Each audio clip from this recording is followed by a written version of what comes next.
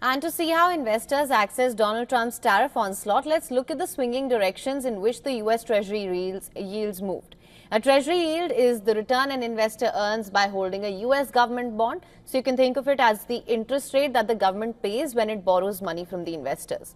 In the weeks following President Donald Trump's inauguration, yields on the benchmark 10-year US Treasury bond, of course, fell sharply. Despite the yield drop, the New York Fed's widely tracked model showed the term premium stayed positive, reflecting persistent investor unease. So this component, which measures the extra compensation investors demand for holding long-term debt, is influenced by uncertainty in fiscal policy, institutional credibility, and the broader macro environment. The divergence suggested that while yields were falling, deeper anxieties were in fact building.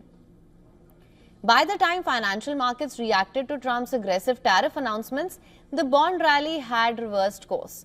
Treasury yields rebounded sharply and the term premium spiked from 25 basis points to nearly 60 basis points in just days. Analysts say the move reflects growing concerns over the administration's policy direction, from governance, instability and fiscal unpredictability to an expansive view of executive power.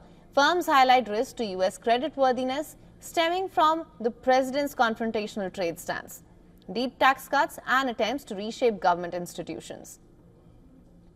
So as markets absorb the Trump administration's moves, the broader implications for US assets are coming into focus. Analysts have warned of declining confidence in the rule of the law and institutional strength, factors critical to the global appeal of US Treasuries and the dollar. With US debt crossing $36 trillion, rising term premiums may signal a higher cost of capital ahead. Some foreign investors, including major holders like Japan, Korea and Germany, are reassessing their exposure.